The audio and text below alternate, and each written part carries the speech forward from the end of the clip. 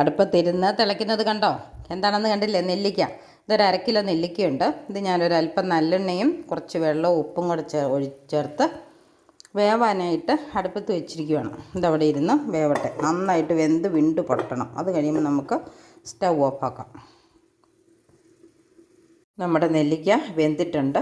വിണ്ട് കീറിയിരിക്കുന്ന കാണത്തില്ലേ? വിണ്ട് കീറിയിട്ടുണ്ട്. ഇതവിടെ ഇരുന്ന് തണുക്കട്ടെ. നമുക്ക് അന്നേരത്തേനും ഇഞ്ചി, ഉള്ളി, വെളുത്തുള്ളി, കരിയാപ്പിലയൊക്കെ റെഡിയാക്കി കൊണ്ടുവരാം. ഇത് തണുത്ത് വന്നിട്ടുണ്ട്. നമുക്കിതിൻ്റെ കുരു കളഞ്ഞ് എടുക്കാം. നെല്ലിക്കയുടെ കുരു കളഞ്ഞു. ഇനി കറിവേപ്പില, ഇഞ്ചി, വെളുത്തുള്ളി, കടുക് പൊടിച്ചത്, കടുക് പൊട്ടിക്കാനുള്ളത്, ഉലുവായ, കായം, ഇനി അല്പം കുരുമുളക് പൊടി. ഇനി നമുക്ക് ചട്ടി അടുപ്പത്ത് വെക്കാം. ഒരു ചട്ടി അടുപ്പത്ത് വെച്ചിട്ടുണ്ട്. തീ കത്തിച്ചു. ഇനി നമുക്ക് നല്ലെണ്ണയാണ് ഒഴിച്ചു കൊടുക്കുന്നത്. നല്ലെണ്ണ ഒഴിച്ചു കൊടുക്കാം.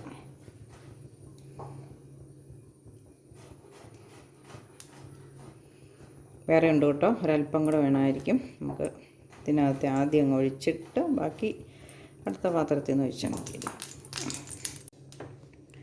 ഒരു അല്പം കൂടി ഒഴിച്ചു. ഒരു 2 ടേബിൾ സ്പൂണിന് വകെ ഒഴിച്ചിട്ടുണ്ട്. ഇനി നമുക്ക് കടുകിട്ട് കൊടുക്കാം.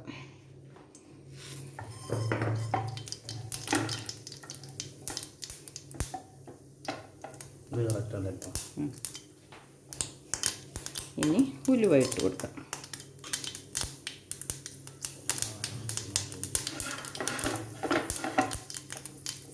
ഉലുവ പൊട്ടി ഇഞ്ചിയും വെളുത്തുള്ളി ഇട്ട് കൊടുക്കാം.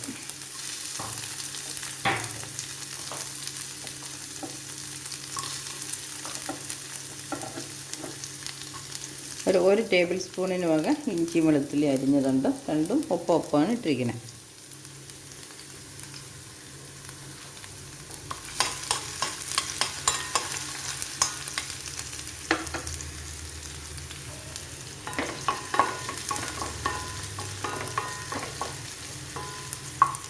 ഒരല്പം അതവിടെ ഇരുന്നൊന്ന് മൂത്ത് വരട്ടെ.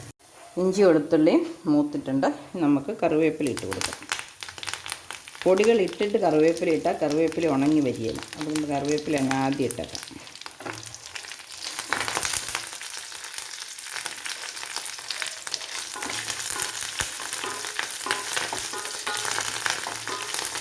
കറിവേപ്പില ഒരു വെള്ളം പൊട്ടി നന്നായിട്ടൊന്ന് വറന്ന് വരണം.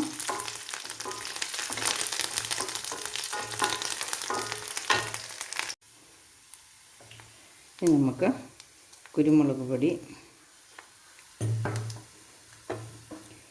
കടുക് വറുത്ത് പൊടിച്ചത്,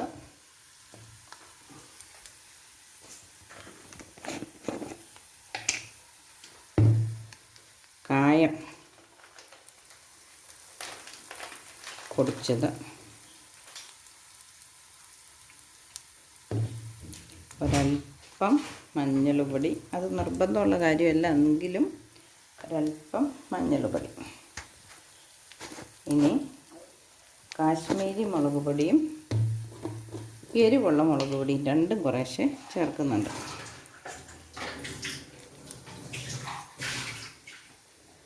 തീ ഒന്ന് ഓഫാക്കാം. നല്ല ചൂടുള്ള പാത്രമല്ലേ.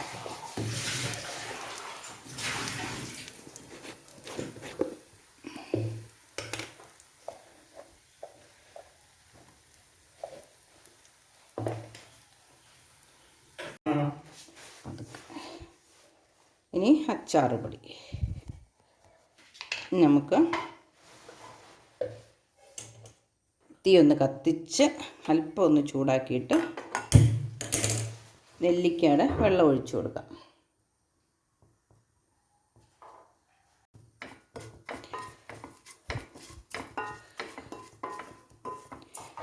കരിഞ്ഞു പോകരുത്. കരിഞ്ഞു പോയിട്ടുണ്ടെങ്കിൽ അതുകൊണ്ട് നമുക്ക് കരിയാതിരിക്കാൻ നെല്ലിക്കയുടെ ഉപ്പും നല്ലെണ്ണയും ചേർത്ത് പുഴുങ്ങിയതാണ്. ആ വെള്ളമാണ് ഒഴിച്ചു കൊടുക്കുന്നത്. ഒരു കുറച്ച് വെള്ളം ഒഴിച്ച് നമ്മുടെ മുളകൊന്ന് നമ്മൾ മൂപ്പിച്ചെടുത്തു. ഇനി നമുക്ക് മൊത്തം വെള്ളം ഒഴിച്ചു കൊടുക്കാം.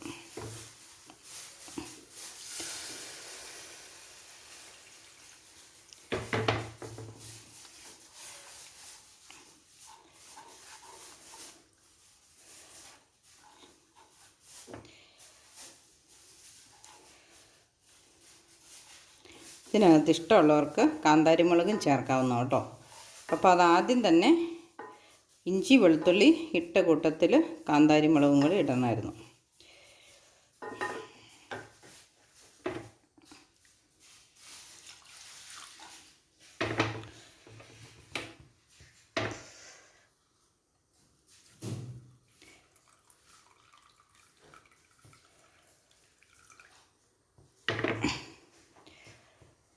ഇതിന് നമുക്ക് ഉപ്പുണ്ടോ എന്ന് നോക്കാം.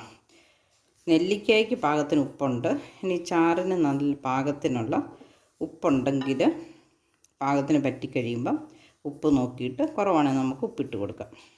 അല്പസമയം ഇരുന്ന് തിളച്ച് പാകത്തിനൊന്ന് പറ്റണം. ഇതിപ്പം നല്ല ചാറായിട്ട് കിടക്കും. നെല്ലിക്ക പതുക്കെ നകന്ന് കിടക്കാൻ മാത്രം വെള്ളം മതിയല്ലോ.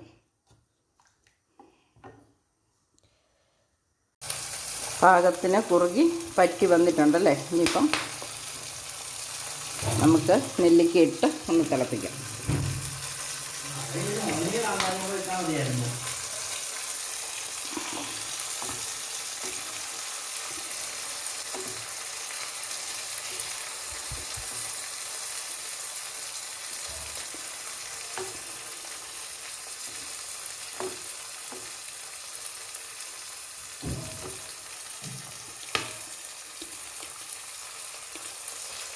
ഉപ്പ് ഒരല്പം കുറവുണ്ട്.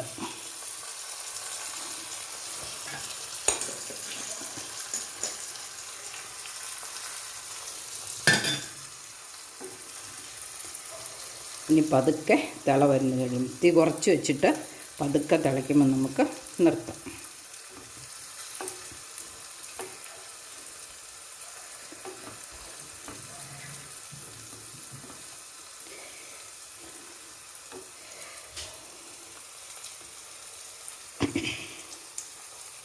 പതുക്കെ തിള വന്ന് തുടങ്ങി.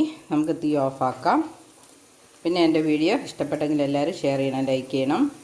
ഇതുപോലെ നെല്ലിക്ക അച്ചാറിട്ട് നോക്കണം. പുതിയൊരു വീഡിയോ ആയിട്ട് വരുന്നത് വരെ എല്ലാവർക്കും ബൈ. നമ്മുടെ നെല്ലിക്ക അച്ചാർ റെഡി ആയിട്ടുണ്ട്. കുറച്ചൊക്കെ ഒന്ന് തണുത്തിട്ടുണ്ട്. ഇനി നമുക്കത് പാത്രത്തിലേക്ക് മാറ്റാം. പാത്രം ചെറു ചൂടോടെ പാത്രത്തിൽ മാറ്റിയിട്ട് നന്നായിട്ട് തണുത്തിട്ടേ അടച്ചു വെക്കാൻ പറ്റുള്ളൂ.